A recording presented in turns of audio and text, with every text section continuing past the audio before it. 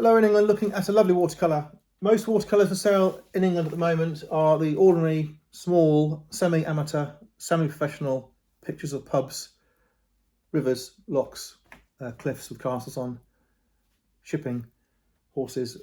They're ubiquitous, they are nondescript and inconsequential, because if you have a picture of a river, no one knows what river it is on the whole. If there's a castle, it could be a made-up castle, it could be a real castle. There's a pub, there's mountains of pubs, the Horse and Hounds, the Ram's Head, whatever it is. And there's lots of watercolours, and nobody wants them. No one wants a portrait, particularly of someone from 1930. No one particularly wants a portrait of a pilot from the 40s, if they don't know who the name of the person is. So there's lots of watercolours no one wants. There are modern watercolours, pictures of Antibes, pictures of beaches, pictures of the pyramids, and no one wants them. There's mountains and mountains of them, and the smaller they get, the less valuable they are. That's simplistic, but basically true. Sketchbooks are small, and the cost of materials, which are small, are less. So there's a simple rule of thumb. If you look at a big watercolour, usually it's worth more money. And usually big watercolours are better. It's simplistic, but it's a guide. If you're looking at a big watercolour, some are big just because the skies are big. So if you're looking at someone like Kesson, you'll notice it's all one big wash with a few details at the bottom. So you've got to be careful. But watercolours are a very interesting type of painting. And they're not popular in England anymore. Only the good ones are popular. Obviously, I'm going to show you a good one. Everyone's selling a painting who is an auctioneer or a dealer or someone who's inherited it, who wants to sell it, is going to say, oh, it's a lovely picture, oh, it's a lovely picture. And most of the time, when people say it's a lovely picture, it's not a lovely picture. I'm going to try and explain to you why this is a lovely picture. First thing is it's a big picture. The second thing is it is not perforated. There are no holes or creases. It hasn't been in a sketchbook, hasn't been in a folio. So there's no marks which spoil it. The third thing is colour. Watercolours are prone to fading, especially if they're in the sunlight, of course, and they will lose colour really fast if they're in the sunlight. So this has not lost much colour. It's not as fresh as it was when it was first done at the end of the 19th century, but you've got good blues, very good blues, greens, terracottas, ivories, and it was painted by John Parsons Riviere, who is an English painter, who's a well-known English painter. And if you look at his work on the internet, you'll see everything he's done is of a good quality and of a substantial value, rather like Brabazon or Lear or Preziosi, all of those sort of painters from that era. So he's done a big watercolour without cheating with a big sky.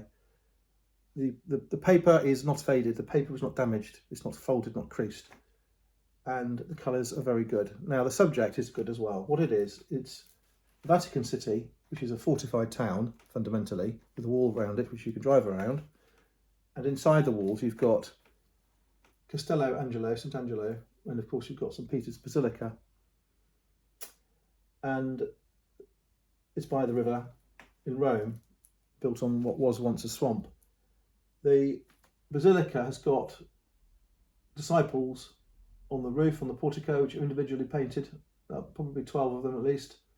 The bridge has got bronze lampposts, statues all along it. The balustrades are painted. The tiles are individually painted on these roofs. And the view is a well-known view from this riverbank on the Tiber, and many people have painted this view from the same vantage point. And if you go to Venice, look at old paintings, you'll see the same view comes up again and again and again. So it's not a new view, it's this rendition of this known view, and it's a lovely view. And I think that because we're in Rome in this picture, and it's the Vatican City, and it's got a bit of water and a nice sky, it's not too gloomy. It's not one of these moonlight scenes or storm scenes, it's bright and happy. I think it's a nice thing.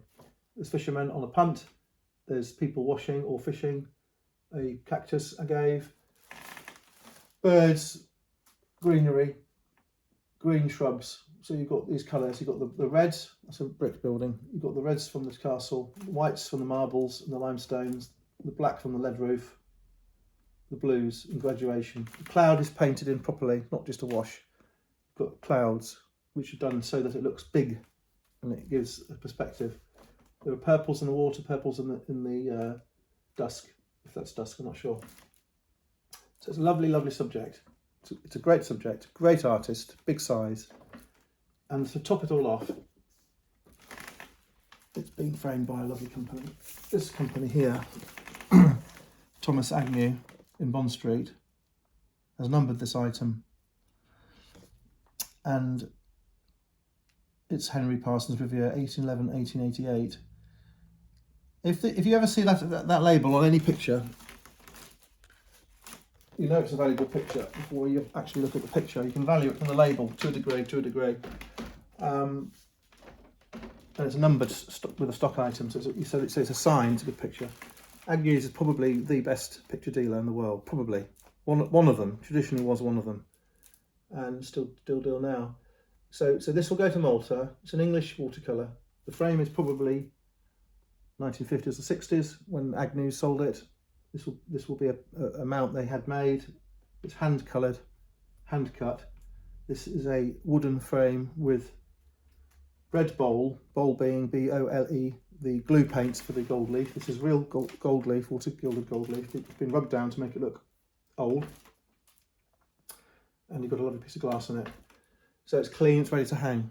And for someone in Malta who's interested in the Catholic Church, or interested in Rome, or interested in English pictures, or interested in watercolours, or wants a decorative picture, I think it'll go very well. There's not a lot of watercolours in Malta compared with oil paintings. It's not particularly popular, but I think that will sell quite well, and mainly because it's big.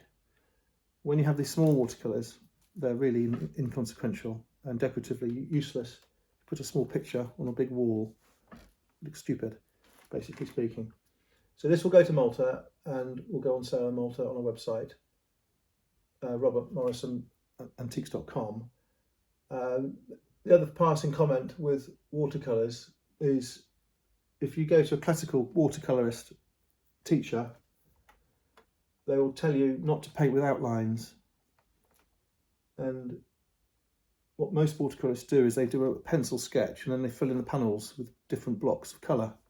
So if you, for example, have a roof, most watercolourists, if you look at what they've done, you'll see a blue sky, a black line, and then a coloured roof. But the black line, of course, doesn't exist in real life. So if you use a black line between colour blocks, it's not proper watercolour. Whatever anyone tells you, it's a substandard watercolour, it's a sketch. Now, some good artists do use outlines. Lear will use an outline, for example.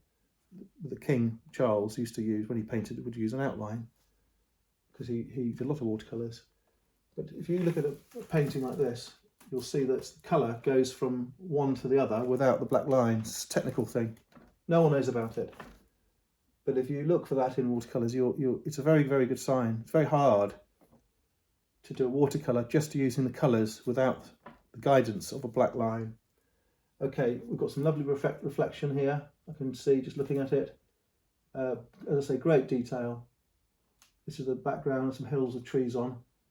This area of Rome is low, down by the river, and there are hills on each side. Investment-wise, they have become really good value. I don't think they can get much cheaper. I think that in the future, if they're in good condition from a good artist with a signature, I think that the value-wise, they're a safe bet. And if you can enjoy looking at them as well, then I think that they're good things to have. I bought it 2 years ago in England, and I paid a lot of money for it. I cringed at the amount of money it cost. I felt I perhaps had overpaid for it. But like so often when you buy these expensive pictures, you look back a few years later, and you're glad you bought it, because even 2 years ago it doesn't now look like it cost too much. And I think it's nice to have a picture which a lot of people wanted to buy, because it means you're onto the right sort of stock. If you're buying a picture no one wants, it can be a problem. And as I say, if you buy a picture that is popular and took a lot of buying in terms of competition, I bought it in a sale room, then it's a sign that you're picking a good item. Thank you.